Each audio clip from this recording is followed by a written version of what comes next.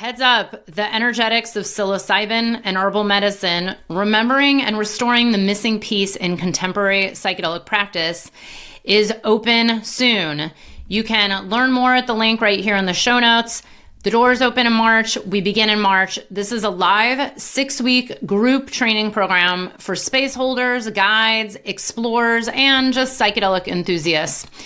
If you want to learn the missing pieces that maybe you haven't learned in other training programs around the energetics of psilocybin, the bridge to the human body, other various plant medicines and herbal allies, and learn about Grandma's Witchy Toolkit, which I can guarantee will help you immensely in your space holding and your own personal practice. I am so excited to finally be offering this after dreaming of doing this for years. Sam Perry is a very good friend of mine. He's an absolute genius and he's very enjoyable to learn from. We've made this program short and accessible and lots of fun, and I hope to see you soon. Just sign up at this link right here to learn more and be notified when the doors open. The psychedelic revolution is here. If you want to integrate your visionary experiences into your purpose, get clear on your entrepreneurial path, and help people while you do what you love, then this podcast is for you. Welcome to The Psychedelic Entrepreneur, Medicine for These Times. I'm your host, Beth Weinstein. I'm a spiritual business coach, 3-time entrepreneur, and a lifelong student of psychedelics and sacred plant medicines. You carry your own unique medicine, and your medicine is what we need for these times. This podcast will help you to share your medicine so you can create transformation in the world. Listen in on conversations with psychedelic leaders, changemakers, and conscious entrepreneurs who are living proof that a better world is possible when you follow your heart and live in alignment with your soul. Robert was sharing some really amazing history in the world of psychedelics, and I thought everybody needs to hear this. So yeah, go on. No, just in the way of introduction, I've had a very long, I'm 68 years old, so my life kind of started when the 60s were going on, born in 1956, and seeing all that excitement going on at the colleges when I was in grammar school and high school, and I was against war, and I was really for the environment. I was a little naturalist, and I loved to fish and be in nature. But then, the 60s movement was very exciting to me as an anti-war movement and a pro-nature movement. And that was very exciting to me. But by the time I got to college, I started college in 1974, that movement kind of faded. And so, college was not really that interesting for me until I became interested in religion. I took up the practice of meditation, which changed my life. I had natural, spontaneous, mystical experiences when I was a kid in nature, oneness and, hard to describe stuff. And then when I was taking a course in the history of religion at Columbia, I learned that one of the leading theories for the ancient Vedic Soma sacrifice, the fire sacrifice on which the Rig Veda is based, was a psychedelic mushroom. And my professor, I'll never forget, writing the name R. Gordon Wasson on the board. And for me, it was like, wow, all these years I'd watched my peers and people a little older take drugs, and I didn't think it was very good for them. But now suddenly they were linked with something that I have very deep appreciation for. And so, I left that class and I went to the bookstore and I found a book by Alan Watts and Timothy Leary, and I read it, and it was so interesting to me. And I thought something really has been overlooked in that all that sensational stuff that was going on in the 60s, that these drugs were introduced into the society, but they caused a lot of chaos. And actually, they're very, very important. They're not just trivial. So I wasn't actively seeking this really, just like as a student. And then I moved to California, and I enrolled in a class with Frank Barron. Now, not a lot of people know Frank Barron, but he's really one of the most important people in the modern psychedelic movement. He was the one that started the Harvard psilocybin project with Timothy Leary. He took the mushrooms before Timothy Leary and recognized something very, very important about them. And so he was my professor, and he was a specialist in the study of creativity and research methodology into kind of altered states of consciousness. And he felt that also that something had been missed when the sensationalism of the 60s eclipsed the value of psychedelic drugs. And so he kind of became my mentor and inspired and encouraged me. I had my first experience there. And we, you said a minute ago when we were talking about the Renaissance and when did the Renaissance start? Well, from my point of view, the Renaissance kind of started in the early 1980s when Frank and I organized a conference at the University of California. That was the first time that a lot of these people came together after the government shut down research, and I was I just graduated and didn't really know very much, but, I was a very thirsty student and read everything. So I quickly read books by, John Lilly and Stan Grof and Timothy Leary. And then all these people came to the conference, and the incredible excitement that, wow, we're going to do this again. We're going to learn from the mistakes of the 60s and 70s, and we're going to start this, psychedelic project again. We called our conference The Future of Consciousness Research. And so, they're just like many years of fantastic meetings with people and being involved in academic stuff. I met Alexander Shulgin back in those days, and we had a nice connection, and I asked him if I had an MDMA experience back then. It was a very secret drug. No one knew about it.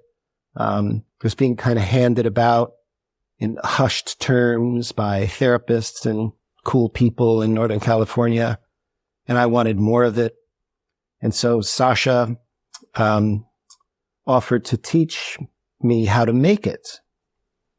And so I don't have a real aptitude for chemistry or any of that stuff, but I showed up a little while later with a couple of chemistry PhDs, and Sasha told us where to get the materials. And next thing I knew, we had a secret laboratory up at the chemistry department in applied sciences at the Santa Cruz campus. And I had a really nice supply of pharmaceutically pure MDMA that I began to share with people. No one had heard of it. So it's just like a magical time. And then this kind of kept going. Amazing. Yeah. Oh, thank you for sharing. Beautiful, because I grew up outside of Santa Cruz, and I always I make jokes that California is the reason why I took acid at the age 14. It was just so readily available and around. It was very kind of out in the open, and even at that young age. Did you go to Santa Cruz to get it? What year were you born? Can I ask you? 1975. I did acid when I was when I was 14. Was that 1990? 1991? Okay, 90. So you were born in 75. Okay. It was my first year of high school. I don't know. I remember it was a very transformational year. But like you, I had a lot of mystical experiences at a young age. Kind of always was very inquisitive. But, growing up, we'd go to the city, and, back then it was actually Haight Street, and you could just buy anything out in the open on Haight Street. And, yeah. But I love it because it's, it feels very California, and I miss that by, 15, 20 years. But so let me ask, from that time that you were kind of in the early days of MDMA, and now we're here in 2025 where there was just this very big push and lots of money and lots of hands trying to legalize it for therapeutic use here in the United States. And, we all know the whole story. Well, maybe we don't know the whole story, but it has been, let's say, shut down or maybe temporarily on hold from the FDA approval, which, I personally have some mixed feelings about the whole thing in the first place. But you have some really interesting opinions on, what's happened with MDMA since then. And I would love to hear, because, of course, what I have found is there's a lot of the kind of mainstream narrative is like, we should legalize everything. I don't actually agree with that. I agree with cognitive liberty to be free to practice whatever you want, but to have regulation and a new form of big pharma controlling what I do with my psychedelics is not really my cup of tea, but that's a whole other thing. What's going on? You've been following this very closely. You've done some podcast interviews, but what are your views on, like, what went wrong since, what year was that? The early 80s? What went wrong from that point until now? Or what went right, and what is working with this? Yeah. Wow. Okay. So this is a very long story with a lot of layers to it. Okay. When I was first involved with MDMA, it was not illegal. It was a magical substance. Everybody and I turned on hundreds, maybe hundreds and hundreds of people from all walks of life. I had this just kind of luck or something, guidance, and I found myself in these situations and was able to meet a lot of different people. So I turned on a lot of celebrities and a lot of scientists and a lot of my friends and professors. And it was like we were part of a mystery school. One of the agreements that I made with Alexander Shulgin was that he would help us get this lab together. But the idea was to keep it low to the ground, under the radar. The DEA did not know about this substance. And so there was no reason to make it illegal. And so that was the deal. And everybody respected this secrecy.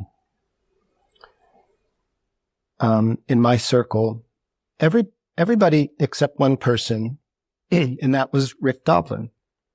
Rick Doblin got his first MDMA in this kind of quasi-formal underground project that I was doing.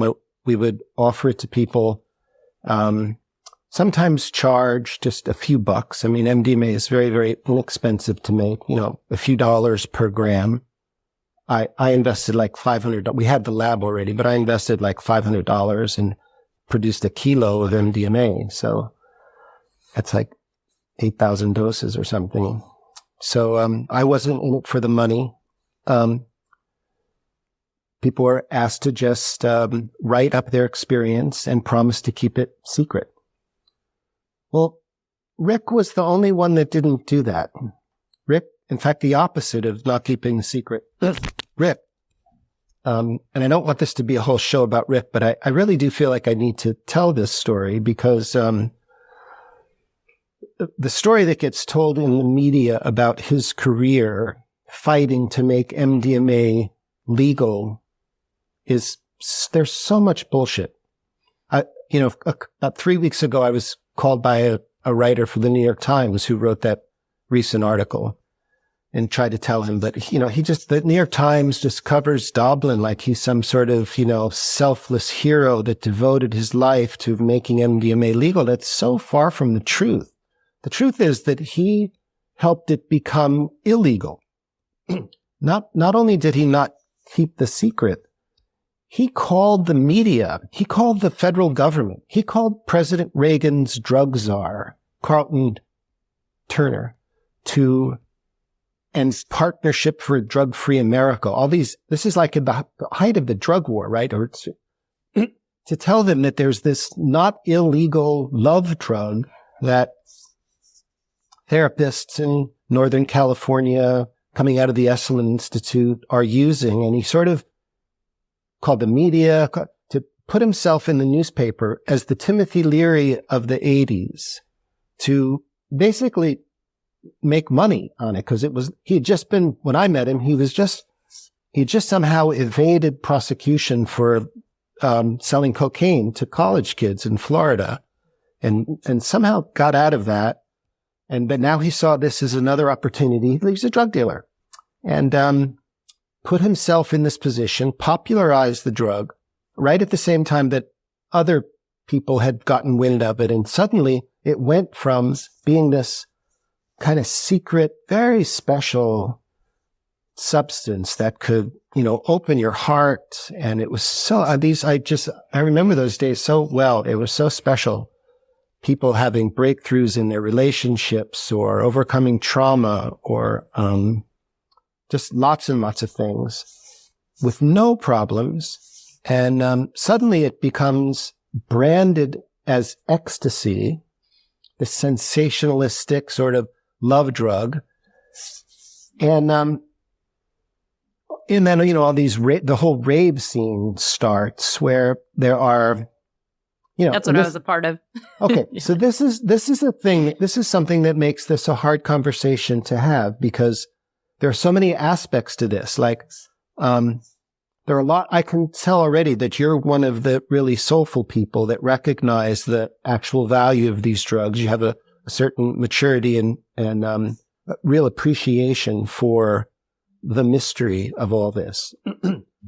But, a lot of kids were like lured into this whole rave scene and, what we had begun to appreciate as the really powerful spiritual curative properties of MDMA. I mean, I would tell people to take it in a candlelit room with somebody you love or just small people and have these intimate gatherings. And then when Doblin got hold of it in 83, from 83 to 85, the whole environment changed. And now there are these warehouses on every city all around the country, in the world, actually.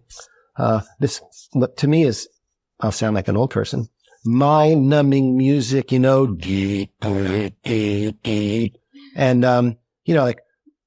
random sort of spontaneous sexual encounters. And okay, so sure, there's a lot of great stuff that can happen in those environments, but I'm just trying to point out how quickly it changed. And, then there's what happens in terms of policy. So the government declares it illegal. I was right in the middle of that, actually. By this time, I had gone on to the University of Chicago, where I was a graduate student in history and psychology of religion, interested in, learning academic models and scientific method to demonstrate the value of these substances. And I brought, by this time, I had several hundred reports of MDMA breakthroughs, and I brought them to the president of the American Psychiatric Association. I brought them to the Harvard Medical School, and so I was involved in the scheduling process. So was Doblin at this point, and the DEA's law judge listened to all of this evidence. The DEA is wanting to make it illegal, claiming that it's a dangerous drug. And yet we've got all these physicians and psychiatrists and other people that are saying, actually, it's extremely valuable. Used in the right way, it can be. Lester Grinspoon from the Harvard Medical School said this could become the most valuable drug in psychiatry. Brother David Steindl-Rast, who had been a Benedictine monk for 35 years, who I took MDMA with, actually with Rick Doblin, said, this drug gives you the same awakened attitude it takes monks a lifetime to acquire. So that the DEA law judge listens to all of this and says it should not be a Schedule I drug. It has a low potential for abuse. It obviously has great medical uses. And so he recommended that it be placed in Schedule III. which would make it available for physicians to make. You could make, a good chemist can make it in their house, cheap. But the Controlled Substance Act of 1970 is written in such a way that the DEA has the power to either accept or reject their own judge's decision. It's basically a martial law. The cops decide, not scientists or philosophers, whether a drug is useful or not. So that's when I began to realize that how corrupt this is. And my early work was about, I don't know if you know my books, but my first book is basically an argument for the reclassification of psychedelic drugs, that they should be given an exemption from the Controlled Substance Act in the same way that peyote is exempt from the Controlled Substance Act because that has religious uses for the Native Americans. Well, all the psychedelic drugs have religious uses for all races, and that they should be completely reclassified, and that the Controlled Substance Act is fraudulent and irrational and non-scientific. And I wasn't able to get any real traction in that approach. So, wow. Thank you. No, this is amazing history. Thank you for sharing. Yeah, so then, because I had heard you speak about this on a different podcast, and, none of it surprises me. Of course, I haven't heard it before.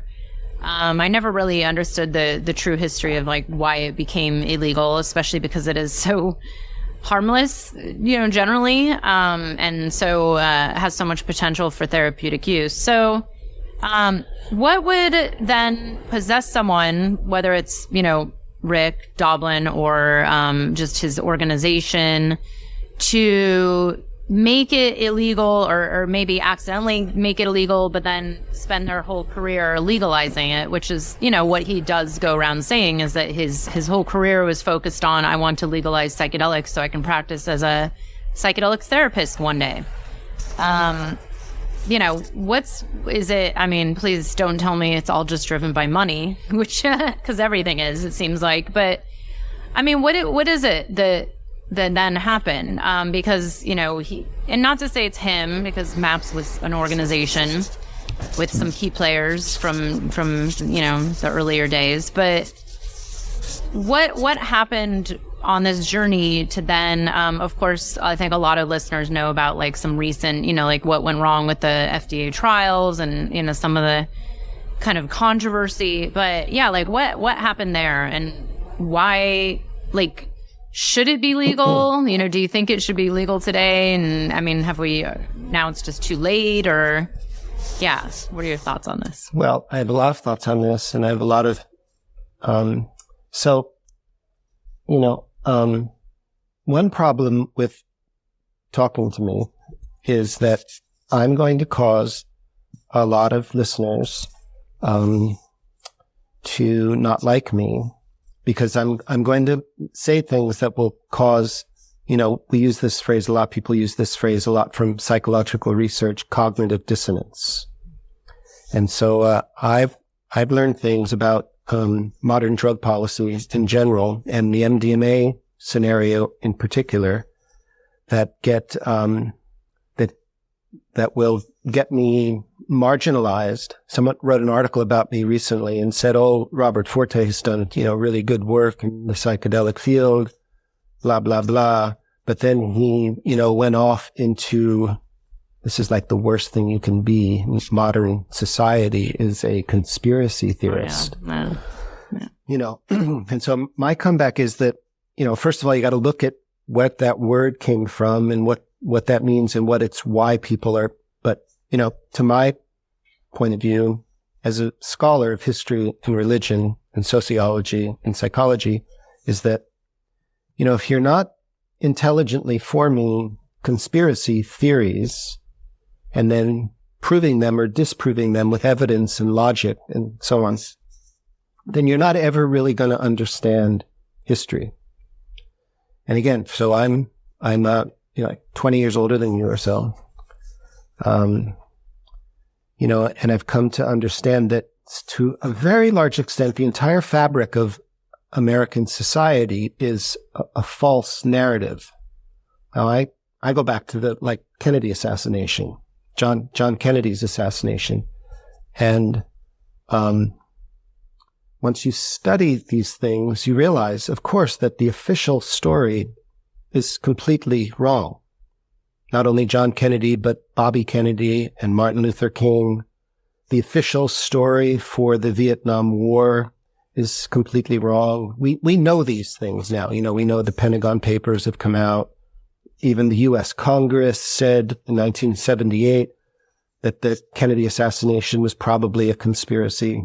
It's been shown in federal court that Martin Luther King's assassination was not by James Earl Ray, but it was there's been 2 books written about this by an Oxford University law professor who did the trial to exonerate James Earl Ray, And so also you learn that the whole structure of U.S. drug policy is a false narrative.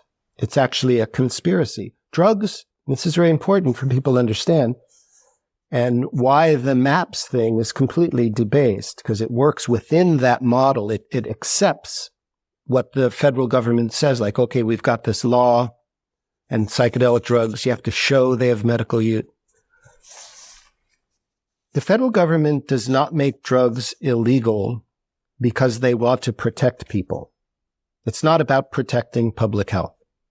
Drugs are illegal because when they're illegal, only criminal conspiracies can engage in the commerce of them.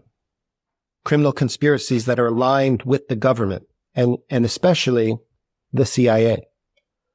So this is not just me saying this, but, I will cite studies or, for example, The Politics of Heroin in Southeast Asia is a very important book started out as a dissertation at Yale University by Alfred McCoy, who then went on to a very esteemed career as a professor at the University of Wisconsin, which shows that the heroin trade and the illegalizing of heroin was a CIA conspiracy that had dual purposes: to keep the population, the blacks in inner cities, suppressed by the addiction and crime and all of that. And plus they would make huge amounts of money to fund their black ops. That's heroin. Cocaine also identified as a CIA conspiracy by an award-winning book by Gary Webb, who was then assassinated, showing that the crack cocaine epidemic was started by the CIA to make a fortune. The Iran-Contra scandal, which was very much in the news during the 1980s when you were just 10 years old. So I have a bit of a kind of handicap to overcome when I try to speak with people your age or younger who, don't really know about this history. They don't really know that, Senator John Kerry, authored a whole report on the CIA's involvement with cocaine and heroin trafficking and the funding of secret wars in the Middle East and also in Latin America. These are huge conspiracies that involve literally billions of dollars in drug sales and weapon sales. Okay. Now, the book about how psychedelic drugs are involved in these sort of massive conspiracies really has not been written yet. One very good start is a very important book by a man named John Potash called Drugs as Weapons Against Us. This information is kind of scattered about, like the flooding of psychedelic drugs into the United States in the early 1960s was not an organic development of people like Albert Hofmann and Gordon Wasson and Timothy Leary and Aldous Huxley, but this was a concerted action to deploy psychedelic drugs into the modern world in what I am calling the Brave New World Project. It was an attempt to, the common narrative is that psychedelic drugs came in and people started turning on and became anti-war and anti-government. That's not true. There was already an anti-war movement and a free speech movement and a civil rights movement. The drugs were deployed by the CIA to disrupt this movement, to radicalize this movement. So the anti-war movement went from really smart, organized people, young kids at the best colleges called the Students for a Democratic Society. And they were working on papers and organizing voters and starting to wake people up to the Vietnam War. And then suddenly this group called the Weather Underground gets involved and it becomes psychedelic and there's free love. And instead of registering voters, it's like levitating the Pentagon. And it just becomes this kind of trivial movement that alienated it from the mainstream. And so, that's kind of important. And I'm working on a book right now that I'm calling Altered States of America, Psychedelic Movements of the 20th and 21st century. Because I think it's really important that we understand that there may be one group of drugs. We can generally agree on what the psychedelic drugs are. We may have to debate whether ketamine is a psychedelic drug or MDMA or LSD, but generally we think of the psychedelic drugs as these substances that have a long history of use in human societies for religious and healing purposes. They're completely non-toxic. They fit, our brain is designed to receive them. Not quite so easy to make that case with ketamine, which is comparatively toxic. MDMA is comparatively toxic, creations of laboratories. LSD is kind of in between. But one family of drugs, but many different groups of people that use them for completely different reasons.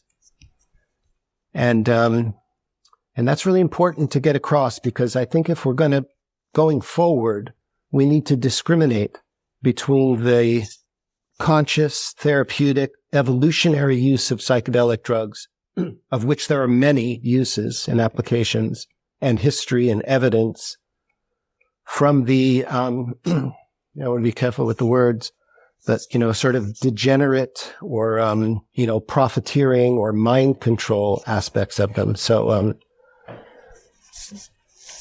well, that's actually what I was going to ask is, so, when these substances were brought in and kind of infiltrated these movements that are already happening, was it to then discredit them, or was it for and why would this continue on? Is this for, just another form of, let's see how we can distract society, or maybe we'll get some people who drop out, or maybe it'll mess with people's minds, or maybe it makes them more susceptible to be controlled. I mean, because I see a lot of these medicines as like, oh, well, they have the potential to wake people up, right? To then see the truth and to understand what's really happening on Earth. Although, everybody's in disagreement on what's really happening. So we don't even know what the truth is, right? I mean, on some level.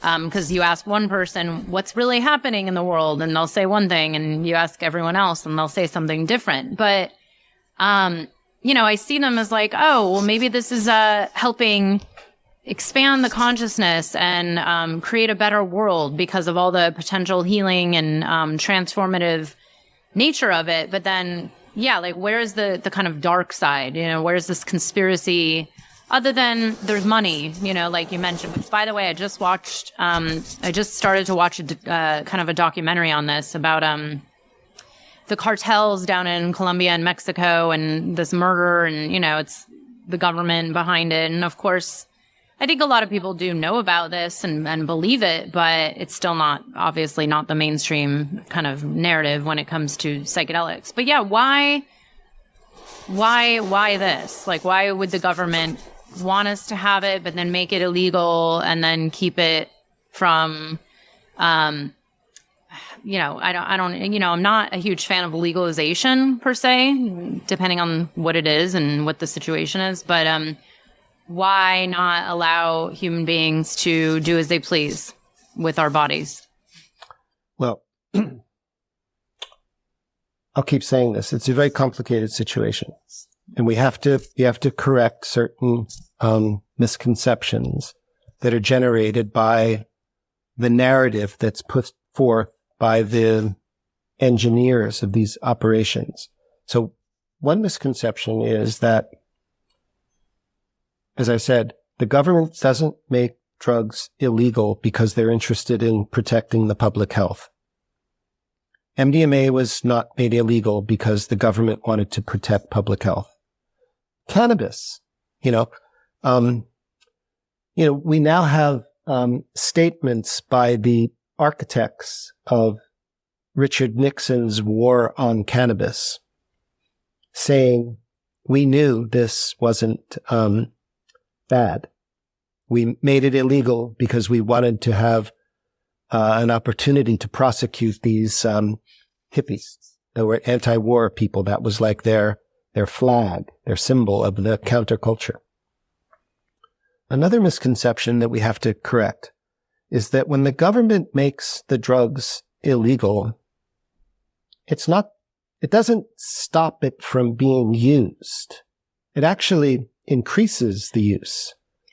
When LSD became illegal in the first, states started to make it illegal in the late and mid 60s. I think California, it was 1966, but the Federal Controlled Substance Act was made in 1970. It didn't stop LSD use. It only stopped the scientists and researchers from using it to actually develop its clinical uses. The use in the underground skyrocketed. We were just talking about MDMA, the same thing. When the government made MDMA illegal in 1985, for the next, probably still today, it's the most popular recreational drug in the world. So your question, why would the government make it illegal? As I said, the reason that they make it illegal is so the commerce of these drugs are controlled by criminal conspiracies. It promotes the use. There are actors within the federal government drug policy that are not really allies to American consciousness. They're trying to disrupt the normal development of a healthy society is what they're doing. And this is, again, where I get into problems with people that hear me, because it sounds like such, a crazy conspiracy and such bad news. But when you really look at it, this is what you see. So the psychedelic drugs, it's also complicated because their plan kind of backfired on them in certain ways. And I like to look at a couple of very dramatic examples. One of them is in the case of Timothy Leary, who I knew very well. I did a whole book on Timothy Leary, and I knew him very well for a very long time. As I said, Frank Barron, my mentor for 20 years. Frank and I were very close and would meet regularly, and Tim was originally recruited by the CIA because he was a very charismatic and very brilliant and handsome, articulate Harvard faculty member. And he thought that the CIA thought that he would be a great spokesman for psychedelics. And the CIA funded most of his research at Harvard. And just shortly into that career in 1963, Tim came to realize that he was being used by the CIA to promote these drugs to serve a political agenda that he actually despised. So he broke with the CIA. He loved the drugs. He was a partier, he was just kind of an outrageous, mercurial guy with all these aspects. He loved the drugs. He was committed to the idea of democracy and individual freedom, anti-authoritarianism. And he saw the CIA was a totalitarian enterprise in the United States, and he wanted to pit himself against the CIA. So it wasn't just Tim, like pretty much all of the most celebrated characters promoting psychedelic drugs in the 1960s were involved or funded by the CIA. This project at Harvard. There's the psychiatrists that promoted them. And so Tim was the only one that he didn't just encourage people to take psychedelic drugs. He tried to use psychedelic drugs to empower a political movement. He didn't just say, let's, use these substances. He said, question authority and think for yourself, and let's start a new society. The other guys, Ken Kesey, he just wanted everybody to get fucked up. It was a freak show. They would pour acid in the punch, It was a degenerate sort of, constant celebration and of debauchery, really. Tim, there was a real method to his madness, and he became a real threat to this system. And that's why when you look at these characters in the 60s, it was pretty much only Timothy Leary that was prosecuted and hounded. And, he had to fight. He was sentenced to 30 years in prison for just a little bit of pot. And Kesey was totally outrageous. Ginsburg, these guys were totally outrageous. The CIA tried a lot of different drug deployment systems to get people high on these substances. Now you ask the question, why? Yeah, what's the motivation behind it all? The motivation, and here's where I have to say it's not even a conspiracy. If we want to use that word conspiracy as something secret, because they actually publish their plan. It's not a secret. We look at, one of the most important characters in the 1950s, and he died in 1963, was, of course, Aldous Huxley, great English writer and intellectual. Looking at Huxley's career, Huxley's first book that made him very famous was Brave New World. And when I was a kid, I had to read that in high school. I don't know where you went, or are you familiar with the book? Now it's probably banned and burned. No, I'm kidding. Well, it was actually banned back then because there were very explicit sexual scenarios and all that. Yeah. But do you know the book Brave New World? Yes. So it's a very important book. It depicts Huxley wrote it in 1938. It depicts the future. And the future is kind of like now, where all the wealth is controlled by a very small number of people at the top of the pyramid. And the masses of people who live in tiny little houses and are basically slaves to the corporate state, they don't ever protest. Why don't they protest? Well, because they're distracted on TikTok these days. Well, now it's TikTok, but in Huxley's novel, they were, whenever they got upset about their situation, how come those guys have those big houses and we have to blah, blah, blah. They were ordered to go on what was called a Soma holiday. And they would go away for the weekend, and they were given this drug called Soma, which, this is again 1938, so we didn't even have the word psychedelic, but they were given a drug that would make them feel like everything was okay. Everything was just fine. They would have these quasi-mystical experiences. They would have indiscriminate sexual relations, not form intimate bonds, but just fuck their brains out. That was their treatment. And then they were sort of made docile, and they would then return to society. Okay? Sounds familiar. So I have people to, you don't even have to read Brave New World. You can read a 20-page essay that's Huxley wrote 20 years later called Brave New World Revisited. Brave New World Revisited. And it is like the blueprint for what we see today. You just mentioned TikTok. Well, Huxley outlines all of these things that we now see today and how people are distracted by trivia and drugs and sports. And then another very great book by a social critic, Leo Postman, called Amusing Ourselves to Death, to just distract people with trivia while the political conquest of America.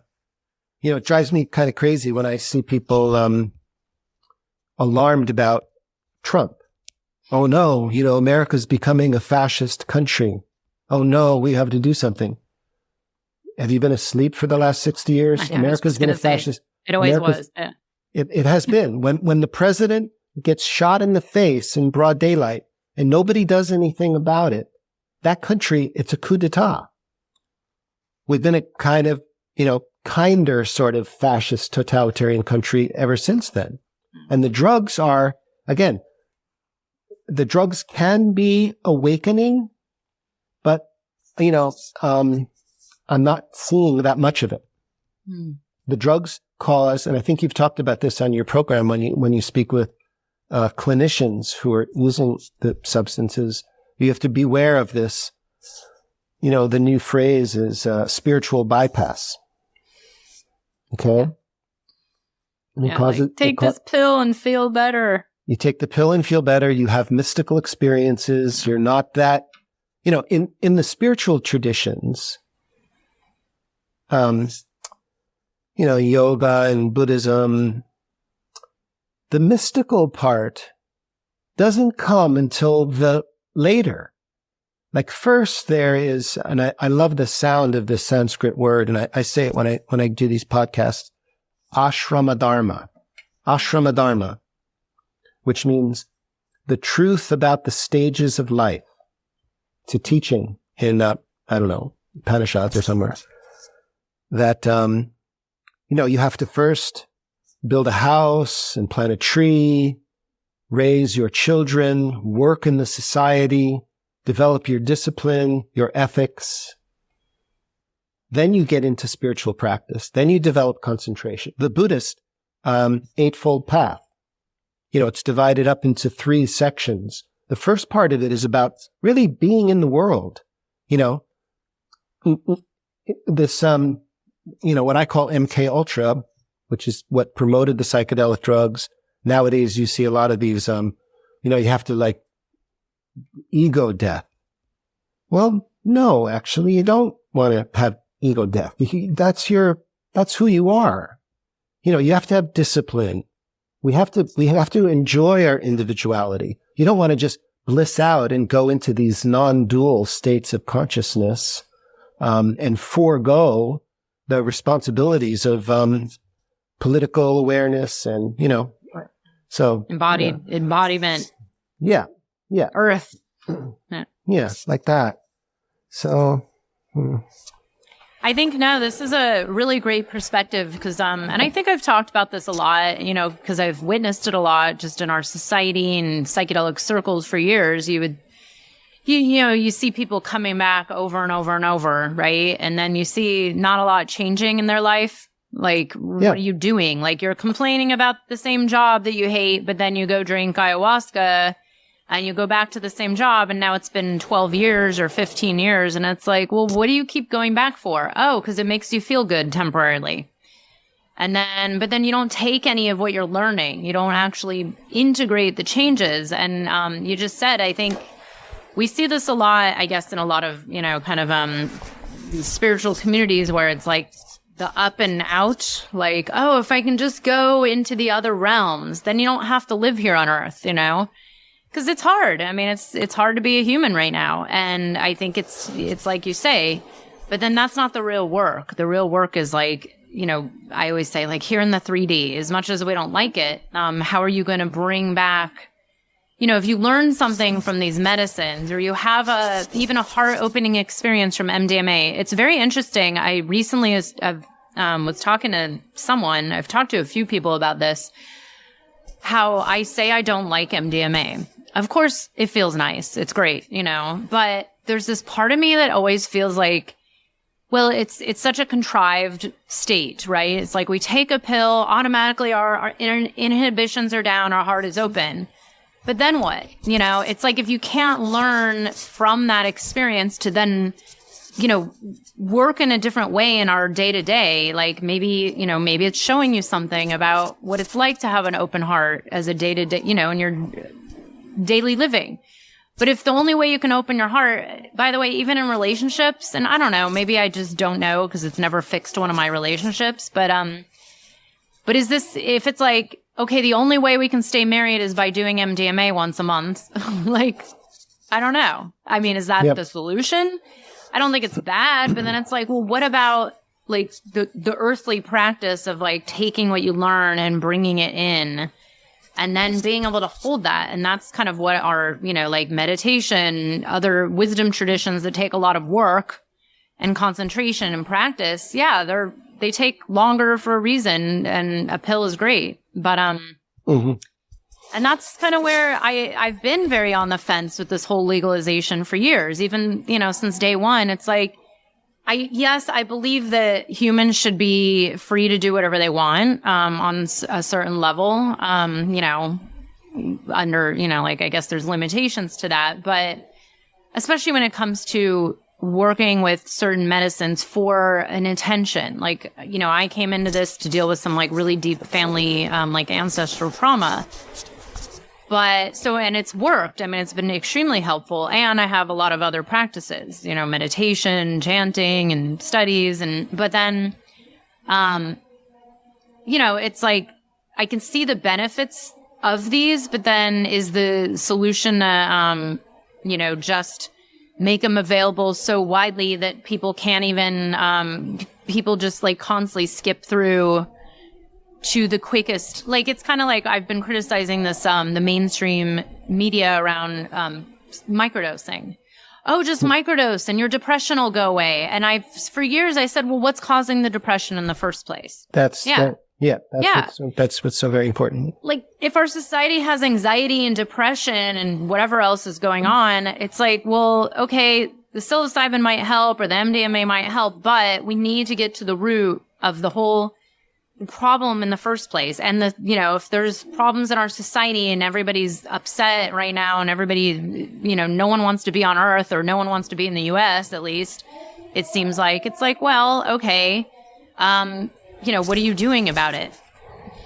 Yeah. You know, other than complaining on TikTok or writing an Instagram post, and this is where it's like, I can't figure out what the right answers are. And hey, I'm not in charge of that anyways, but what are your views on this? Like, where do we go from here? Like, let's say everybody has, let's say no one calls you a conspiracy theorist anymore, and they all start to believe, like, wow, Robert's right. Like, he's onto something. Then what? You know, because a lot of times it's like we all feel so helpless in the grand scheme of like who's in charge of making decisions and laws, and you know, it's clearly not the people. So then what? Well, what I tried to do is, like I said at the beginning, I would love, in an ideal world, I would love to see the drugs, the psychedelic drugs, reclassified as religious sacraments, and they would be. I think, you know, this word legal is tricky. They, you know, in Santa Cruz, we were able to persuade the city council to kind of decriminalize cannabis. It had to be the lowest priority in the police dossier. You couldn't sell it. So you have to take the money out of it. So people are oriented toward using them because they want to use them for their own spiritual well-being or their own curative practice. They're not being pushed on you. They're secret. You can't promote them. They're, they're kind of underground. A society needs an underground. They need to have, as soon as they become commodified, then they become pushed. Look at the history of drugs. Look at tobacco. Tobacco for, 1,000 years or more, was a sacred substance that was used to, for very specific reasons. But when tobacco becomes, a commodity, it's one of the most destructive drugs in the world. Alcohol, the same thing. Wine was, part of sacred ceremonies. But when it becomes pushed by money-hungry people, profiteers, it causes all this terror. And so I'm not really for the legalizing of drugs. I'm for the sacralizing of drugs. I think that our policy toward psychedelic drugs ought to be very much like our policy towards one of the other most sacred things in our human experience, which is lovemaking. Right? Like, we all know that that's one of the most sacred, precious things. But you can't force somebody to do it. You can't sell it. That's kind of gross, It's a secret, sacred thing that responsible people evolve to when the time is right. If you're lured into it from the outside, it's not so good as when it comes about as a natural organic process. So I think like that. And there's a great historical, tradition behind that. The third book that I published is about the Eleusinian mysteries. So that word mystery, we talk about the mystery religions of antiquity. Mystery comes from a word which means to shut your senses, shut your mouth, be silent. And you can't use your normal, it's not part of the profane, ordinary reality. It's sacred. And in the ancient mysteries, people would gather in ceremony, and they would only do it a couple of times in their life. And it was, in a certain way, the drugs were actually more forbidden, but they were more effective, And in U.S. drug policy, it's all messed up because, like I said, they were made illegal, but on the other side, they were promoting them in the culture. So, these statements of mine are kind of philosophical and idealistic, and I don't really know where we go from here. I'm fascinated by the current scenario because now we've got, you mentioned the MDMA thing. I think that the FDA, I think we should completely rescind the Controlled Substance Act and go back to the U.S. Constitution and the Bill of Rights. That the government, no institution can interfere with an individual's access to the sacred. And in the same way, it's kind of gross and, cheap to sell these things. If that were possible. The FDA made the right decision because that Doblin's application was just fraught with just, insincerity and fraud and, Neshe is a hero in my mind for leading that charge and bringing to the attention of the FDA these numerous instances of sexual violations, scientific violations. And it wasn't, Doblin's trip was never about legalizing MDMA. It was about cornering the market. It wasn't going to be legal for anybody that wasn't part of his organization. If I wanted to do MDMA therapy, I would still be charged with the, Schedule I violation. Yeah. Right? Yeah.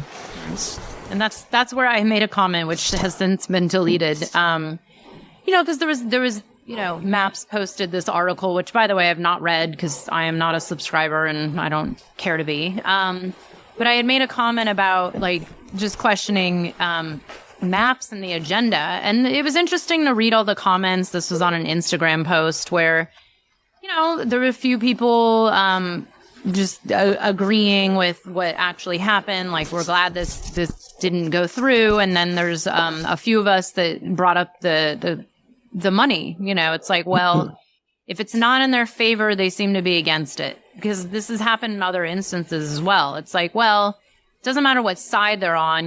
They're using the word leftist politics. And I'm like, well, I thought MAPS was actually a somewhat leftist organization. So then that seems kind of contradictory. But it was more about left, right doesn't really make a difference.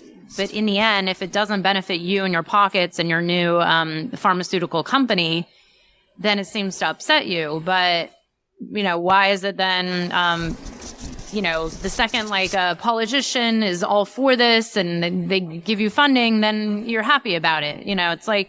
It's like there's I find there's a lot of hypocrisy. Of course, that's the world we live in. And it always comes back to money, by the way. That's why I open up this conversation saying, well, let me guess, it's all about the money. Maybe with the government, it's something deeper than that. But I think this is where we're all trying to, and here I am as a business coach, by the way, I help people make money for a living, but we're all trying to navigate what the right thing is and right approach to, these medicines. It's like, how does someone be an underground therapist and charge money for it and still have a living? It's like, the reality is we're here in this capitalistic society and people need money to live. I don't know if we need Lycos being the next pharmaceutical company controlling all these substances, but isn't that what they're called? I'm like, am I getting their name wrong? No, that's right. Yep.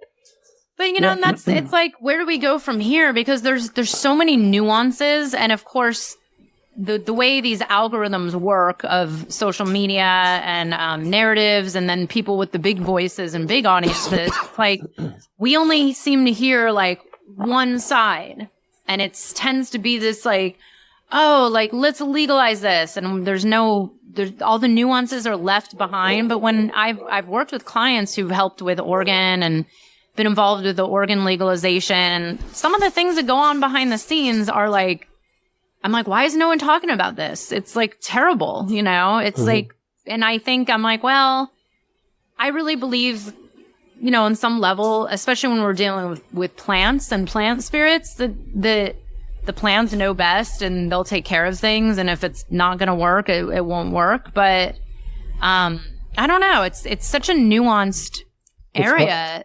Yeah. Yeah. It's complicated, and there are layers to it. I happen to think, and again, from the standpoint of my life, before, in the 1980s, there were a lot of people that were using psychedelics in their practice as therapists. It wasn't a big deal. It had to be secret because they were illegal, and there weren't problems. People were drawn to it because, there's an intelligence of nature, and you recognize that this is a valuable thing, and you do it from your heart. You don't do it because you need to pay your rent. You don't have this conflict of interests. And I trust something like that can happen, but we have to understand that there is a active agenda underway to push these drugs onto society. You mentioned microdosing. That's a subject that's, something else that I think I sent you that little piece I wrote. I may write more, but to me, that's totally fascinating, how that happened. This whole microdosing thing really happened because of a conversation that I had with Jim Fadiman, who was a good friend of mine. We would meet for lunch when he was writing his book. And, before 2000, microdosing was something everybody in the underground knew. We would take, okay, we're going to microdose. We're just going to take, 10 or 20 mics, and we're going to go for a hike or whatever. And sometimes I would prescribe it, take it every day for a while and kind of gradually chip away. but it was kind of secret and, sort of cool and not that big a deal. I told Jim Fadiman about it and he put it in his books, and really, like, overnight, suddenly it's in the media, CNN, Fox News, The Economist, microdosing. If you Googled the word microdose before 2011, it wouldn't even show up on Google. Yeah. Now you Google it's like everywhere. Mm-hmm. It's promoted. It's advertising psychedelic drugs as, what I'm saying, a kind of Huxleyan soma. Just distract yourself. Take this, like, scramble your consciousness so you're not really aware that, half your taxes are going to fund these criminal wars or, how messed up things are. And, I like doing these podcasts, but I think it would be interesting. Like, I was watching one of yours earlier today with that guy, Alexander Biner. Oh, Biner. Yeah. And he started, a thing called Rebel Wisdom, which just, tried to say, like, conspiracy theorists and, like, I would love to have an opportunity to discuss this kind of stuff with people, like, and have a little back and forth. And the art of dialogue has been, kind of lost in our contemporary society. Instead, we have these, fighting, we have people pushing a narrative, and then, fortunately, a growing number of people that are starting to question them. And I don't have an answer, but Well, it's funny because, you mentioned microdosing, and I'm of the view that, like, oh, okay, maybe if more people are turned on to these medicines, maybe that will wake them up to question more things. To maybe question, like, even, by the way, this is the first thing I said when Trump got elected and everybody's freaking out, is like, why is everybody giving so much power to this one person or a handful of people? Like, where is this? What went wrong where everybody's, just constantly pointing towards the external, like, this is my problem. This is what's wrong in the world. And it's like, well, what if everybody started turning inward? And that's what my prayer is, where, okay, maybe if they're working with medicines, they will start going inward, because eventually you can't ignore what's actually happening inside, or at least that's what I would hope. I don't know. Meaning, like, oh, if I want to change something in the world that I don't like, maybe I should start with whatever's in myself. Or, I've written about, like, okay, you don't want wars. Well, where are you fighting a war within yourself? It always starts with each and every individual. Or where's the war with pointing fingers at, the other? And I think Eisenstein says this a lot, like, othering. Like, there's this constant here in the US of othering and, like, pointing and, people can't even have calm dialogues, or I shouldn't say people, but a lot of people. And it's like, that's what my hope is like, well, maybe these psychedelics are going to help us have a little more love and compassion, or I don't know, maybe it is a distraction. I mean, I've come to both conclusions. I've actually gone very deep into questioning, like, the level of, like, just how busy our culture is, and then you throw in the distractions, whether it's drugs or alcohol or shopping or, social media or the internet or blogs or, I could go on and on. Netflix, and now there's every version of Netflix. And so there's so much distraction. But then, I don't know, I'm like, well, maybe if someone's going to an ayahuasca ceremony instead of getting drunk and sitting in front of Netflix, like, maybe they will start to question things. Maybe they will start to be the change. I don't know. Maybe that's just me and all my friends, but well, maybe I'm living in that bubble. But I think it depends entirely on. We know this about psychedelic drugs, that it's about set and setting, and so why I'm calling my book The Psychedelic Movements, because there are a great many people that do use the substances in just the way that you're saying. They want to use them in secret. They want to use them to empower themselves. Then there's another group of people that's using them to empower the institutions. Like, where is the locus of authority here? Is it within the person to question authority? This is the kind of really traditionally American perspective, like we in the democratic perspective, that the kingdom of God, so to speak, is within us. We don't want to project that onto the authority, like looking for permission from the federal government to do this kind of work. We have to understand that the institutions are really corrupt, whether it's Imperial College or Harvard or, these great universities are designed to conserve the worldview of contemporary society, which is kind of fascist, really. It's not really a democratic society for the welfare of all.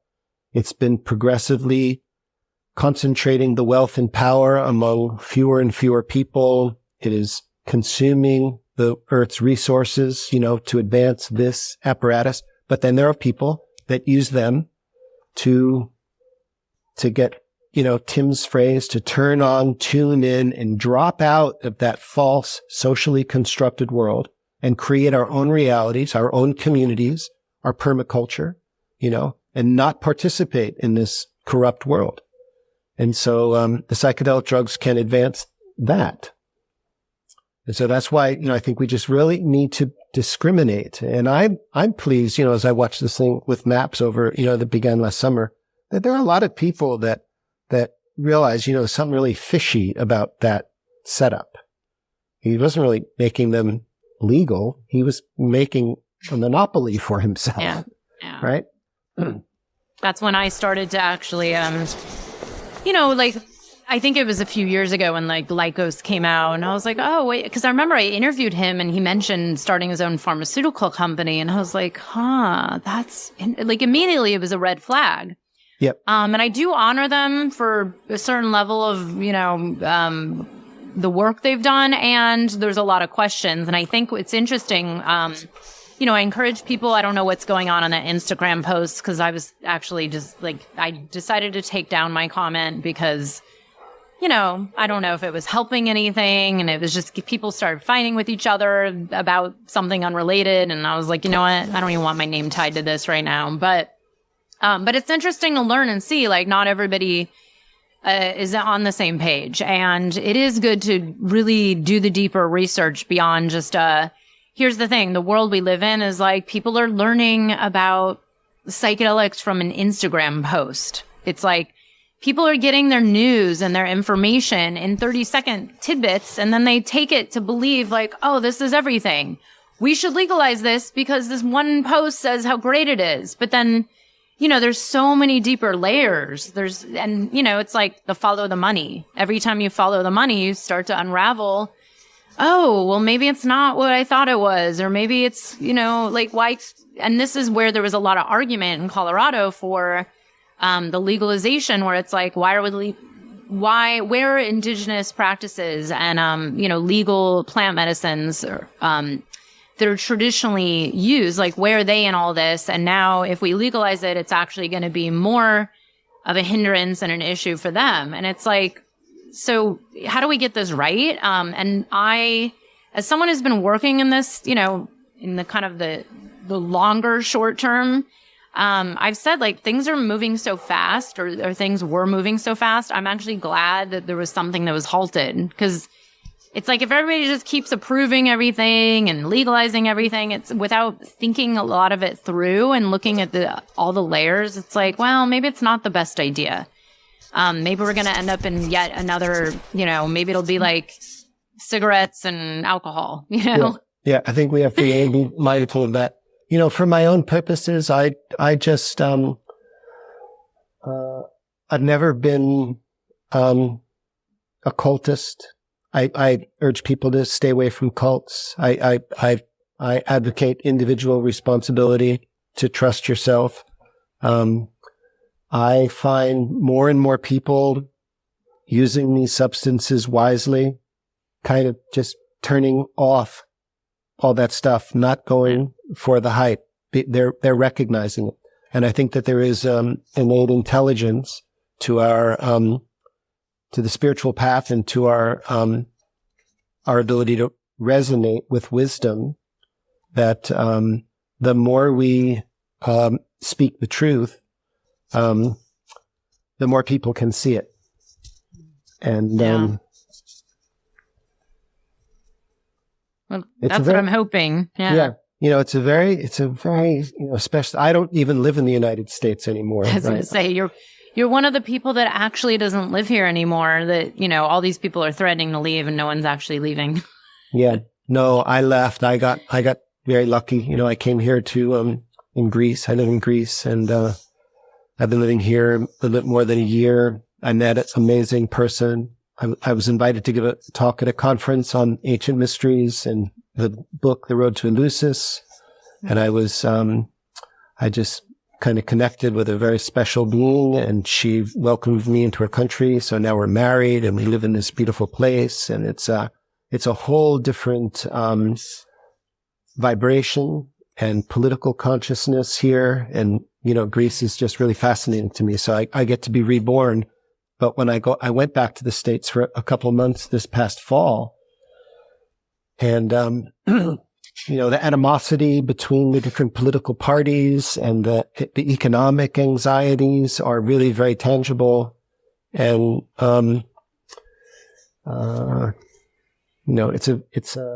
I've had visions on, I had a whole period where I got deeply into ayahuasca in the, late 1990s and early 2000s, where I was interested in the healing properties of ayahuasca. Not so much the mystical properties, but I was interested in how a friend of mine, was cured of a very deadly cancer. And so I embarked on a little field research, and I would take cancer patients down to Peru to be treated by traditional curanderos down there.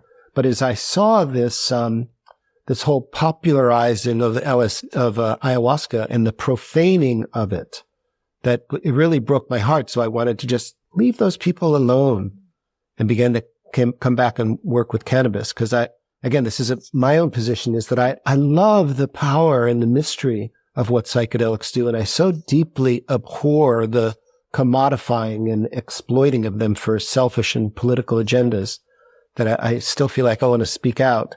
But, and I'm delighted to make this connection with you, because it reminds me that there are so many people that do see the deeper, potential of these substances. And we just have to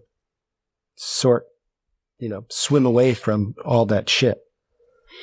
And pray a lot. As I say, I'm like, I just pray a lot that, there's something higher at work, and there's, I really believe in there's more and more people kind of on a similar path looking, I was just I was in a random place in Mexico, and I walked by on the beach one day, and there was this couple out there just on the ocean in the middle of broad daylight doing a peyote song and on a makeshift water drum. And I was like, I have to remember that there's people praying all over.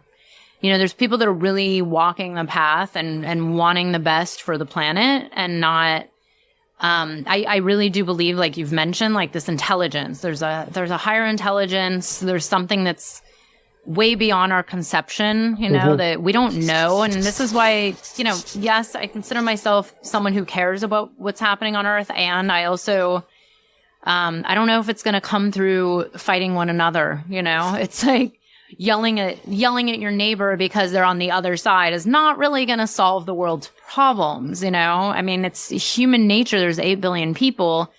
And I don't believe that othering is going to help, because now 50% of the U.S. population is just going to suddenly change their mind?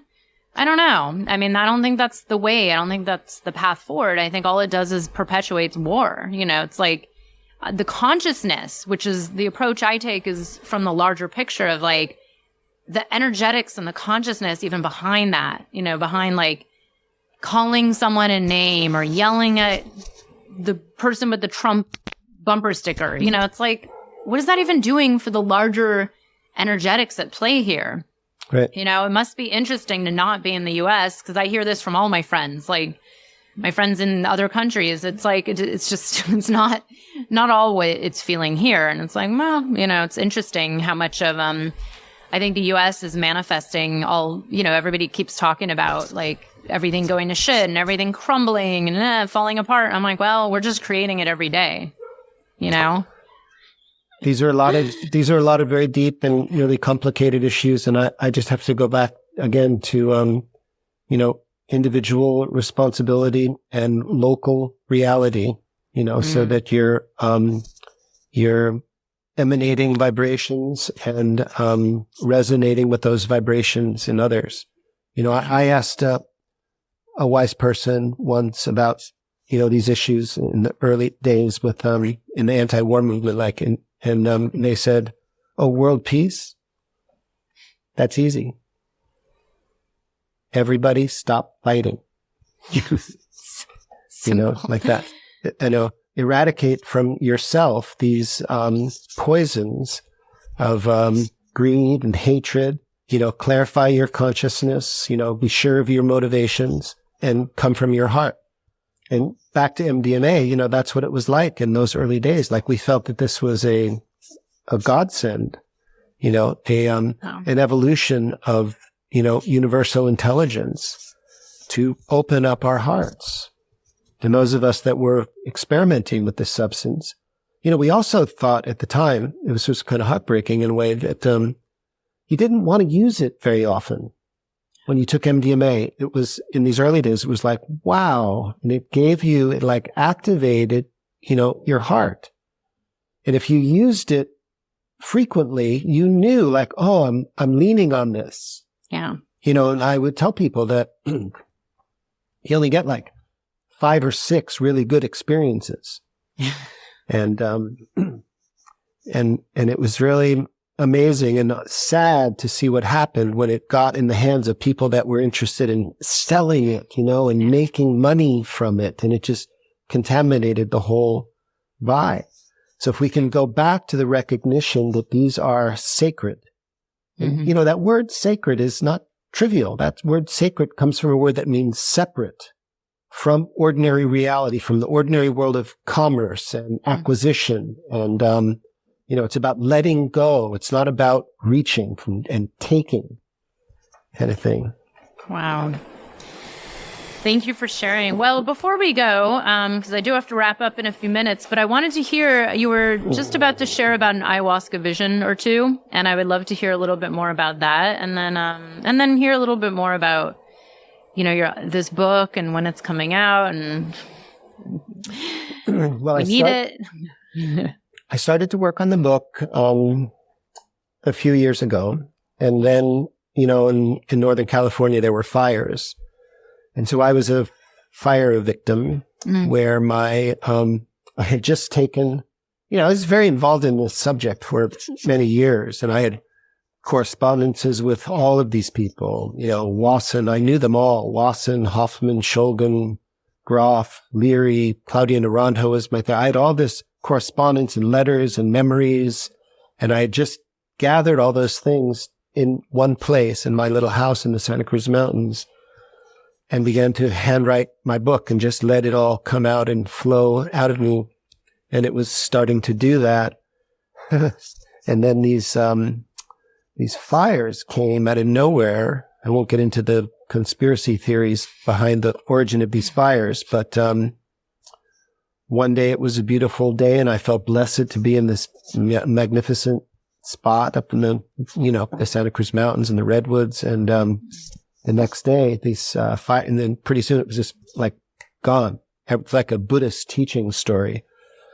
So my entire library of books that I'd been cultivating and read and correspondence with all of these people that was going to be my book just gone.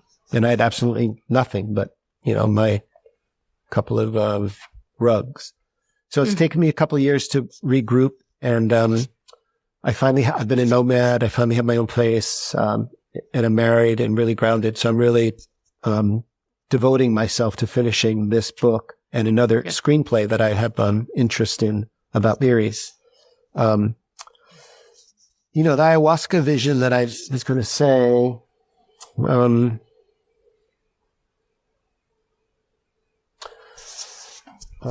not just ayahuasca, and maybe these visions were sort of precipitated by the teachers that I studied with. Stan Grof being a very important one. Another, Mircea Eliade, a religious historian at the University of Chicago. These guys were eschatologists. Eschatology is the study of the end of the world. Okay.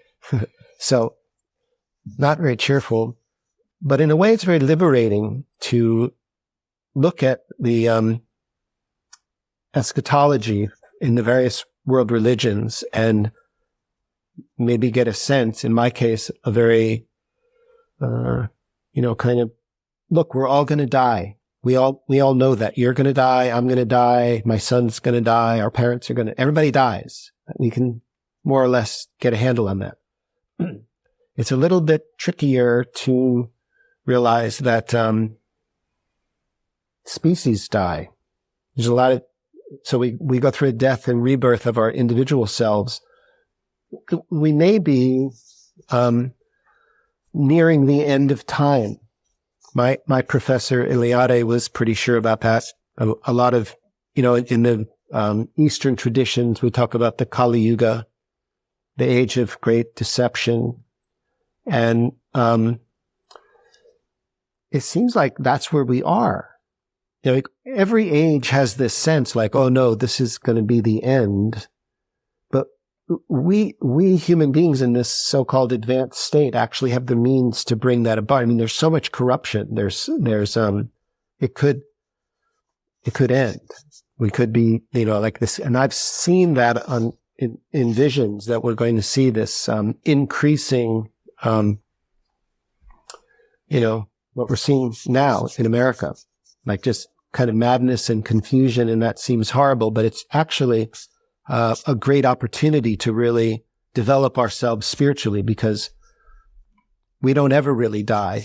Once we kind of refine our consciousness, we can transcend this death in this scenario.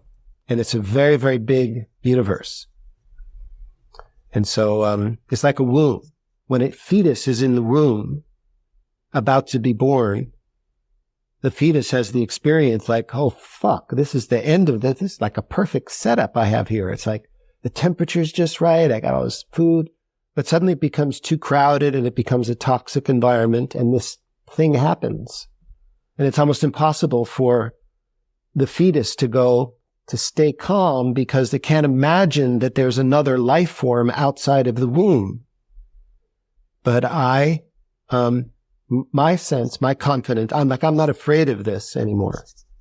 I sort of welcome it. I just want to be as good a person as I can be, and as honest as I can be, and as intelligent as I can be, and as courageous, and embodying these qualities of the human spirit. And then we're immortal, basically. Wow. Yeah. Thank you for sharing. Yeah, I interviewed Daniel Giamario about the Kali Yuga, and he has interviewed, I forgot the name of the writer, but a guy an Indian author who wrote a book on the Kali Yuga, and one of the theories is that it officially ends, which, 26,000 years, like next month. And I'm like, oh, well, I like that theory. We still have 26,000 years to kind of see it take form, but I don't know. I kind of I have had similar visions. I sometimes wonder, like, well, how much of this is quote real versus the constructs of my programming or my mind, and also how much of it is actually in our like deep in our DNA, like as a human race, right? Like as the humans, not white person living in America, but like the human race. And I think on some level, it's in the consciousness. Like we know that something is not working right now, and there's a grand imbalance, and maybe it will, like everything in nature, it does come to a place of equilibrium, right? Everything eventually sorts itself out somehow, and it's beyond control of people pointing fingers on Instagram, so. Yeah, that's why it's really interesting for me to live in Greece now, because just a mile or so down there on the beach is, they're ancient ruins, that were built 800 BC. And, there's another one up down there, the temple, because we have the temple of Artemis right over here, and there's the Poseidon temple there, and there's Delphi that's just a couple of hours over there. So you can see this, there was, and then they're even older. If you go out to Crete and the Minoans, it goes back into 3000 BC. And, so we can see the ruins of, great civilizations, and we're not exempt from that. Our empire, the American empire, is probably gonna, come apart. And then on top of that, right now, as we speak, just out in the Aegean Sea, just, a few hours that way, that's where the, legendary Atlantis was, probably. And, it was blown to smithereens by an enormous volcano, 1600 BC.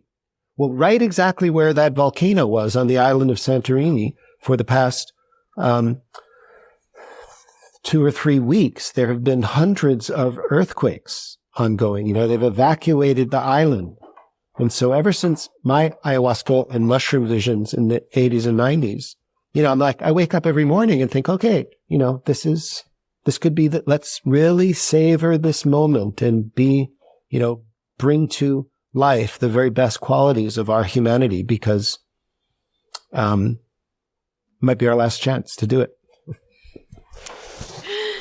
Well, Robert, this has been a really beautiful conversation. I'm so glad you came on. And when do you expect, to maybe do some podcast interviews promoting your new book? When is it maybe going to come out? Well, I think I've got a year before I'm really finished with it. I don't know how long it's going to take. I'm starting to do more podcasts because I want to get it flowing. Like when we get off, I've had some thoughts that I want to jot down. Great. One of my favorite, writers, a dear friend, author of what I think is one of the most useful books on psychedelic history. If you haven't already read Storming Heaven, which came out in the late 1980s, was a very important book for me to get going. He's like a big brother to me, and he's coming out. We're going to commit to 2 months of really good work. So maybe by the end of the summer, Great. I'll have more. Great. Can't wait. Yeah, this will be interesting. And please be in touch and, come back on when it's ready to come out, and we'll promote it. And hopefully, who knows how the world will change by then. So yeah, I love the work that you're doing. Thanks for reaching out. I'm looking forward to another conversation with you. And, I hope your listeners enjoyed this wrap. Thank you. Thank you so much. Thank you. I hope you enjoyed the episode. If you're feeling inspired, I'd appreciate it if you showed your love with a review. And check out my YouTube channel where you can find the video version of this podcast. You can also head to bethaweinstein.com to learn more about me and grab my free business growth trainings. Remember, you carry your own unique medicine, and your medicine is what we need for these times.